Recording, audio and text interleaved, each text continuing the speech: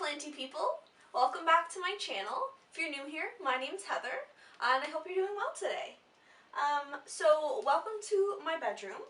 Oreo and I are here today to talk about my Hoya collection and some care tips, because recently I realized that I actually have quite a few Hoya.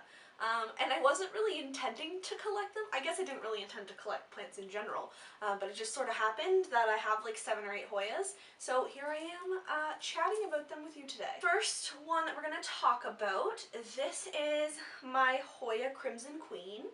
This one hangs out on my windowsill here, and Oreo and one of my other cats, Malky, like to sit in this window a lot. So this is full of cat hair, no matter what I try. Oh, don't take this spot! Silly girl. So this one is amazing. It's got this awesome white variegation and these pink stems, which I think look really cute in this pink pot. So it just hangs out in this window, which is between a north and a west facing window, so it gets a decent amount of light. I'd say probably like medium to kind of bright light, and I always have this curtain across the window too, so all of my Hoyas who live in here get a decent amount of light, but they're not being like scorched. So yeah, love this one. I think I got this one for like 20 Canadian dollars, which was like a steal. So very pleased with this. Sorry, baby, I'm just gonna put this back. Have to keep an eye on that. So I just got 2 down, just so that I don't have to get up and down too many times.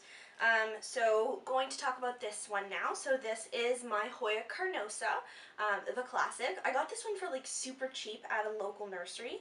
And it's just amazing. It had like a couple of leaves when I got it, but since then it's pushed out quite a few new leaves. I got it sometime last summer. Bit of a slow grower, but I love it anyway. It's my only Hoya that I have in a terracotta pot. I know that there's like a debate of whether Hoyas should be in terracotta or ceramic. I haven't quite decided. I don't know if anyone has quite decided, and it's a big argument. Because people are worried that Hoya's roots are going to connect with the terracotta. So this one seems happy in terracotta, leaving it there for now. I have others that are in ceramic or in ceramic and partial terracotta, so I'm just kind of letting them do their thing, and if they seem unhappy, then we'll figure it out from there. But this one seems okay. And next I have my Hoya Carnosa compacta, or the rope Hoya. So this one I overpaid for, but it's fine because it is just the one strand. Nevertheless, it is a very beautiful Hoya. When I got it, its roots were like entangled in that spongy stuff that florists use, which was super strange, and I had an interesting time trying to take it apart. But it's put out lots of new growth since I got it. It was pretty short when I got it, but I'm a big fan of it and I love this guy. So these two just hang in the window here. And yeah. So the next Hoya that I'm going to talk about is my Hoya carrii. This is a really fun plant. Its leaves are heart-shaped. I have mine in this cute little booby pot, and it has this really awesome stick that will hopefully be putting out some new growth soon.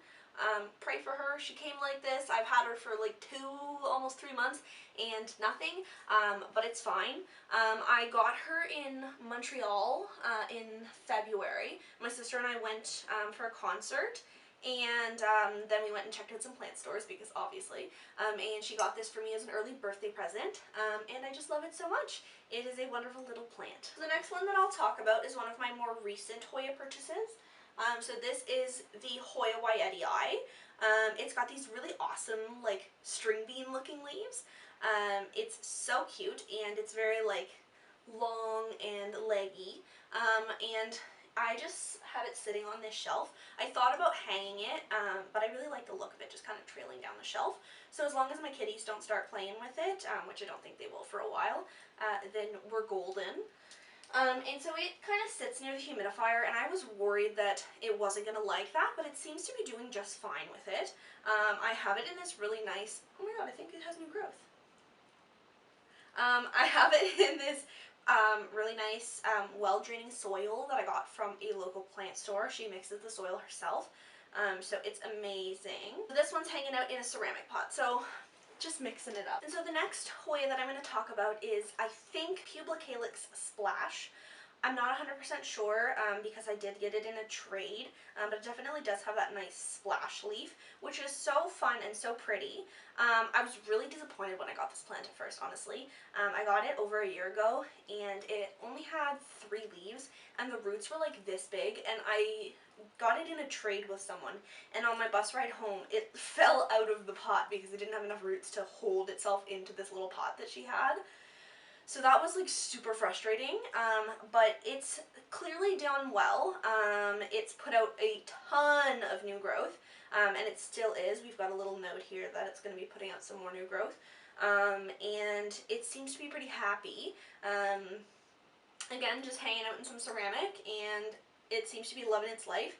I did have it originally in my sunroom, and I recently moved it because I realized all my other Hoyas are in here, and the lights a fair bit brighter in my sunroom, so I'm hoping that it still enjoys being in here. If I notice it's not growing as much and the splash isn't showing up as much, then I may put it back in the sunroom, but I thought I'd keep all of the buddies together. And finally, we have my newest Hoya, my Hoya obovata, which has these amazing big leaves.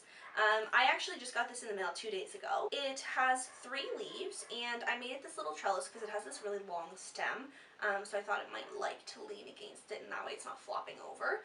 I followed a tutorial video that Becca de la Plants did a while back, I think. She did hers with bamboo. I just used coffee stir sticks, but I think it turned out fine, and it does its purpose, and it's kind of cute, honestly.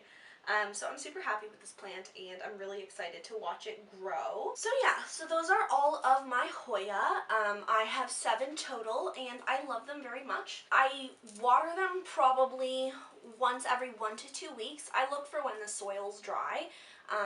So whenever they're ready or thirsty, then I will give them a nice little drink.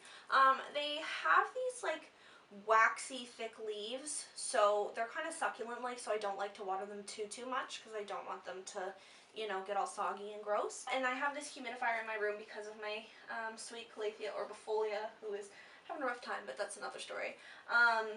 So they do seem to be enjoying the humidity and the medium to bright light that I have in here.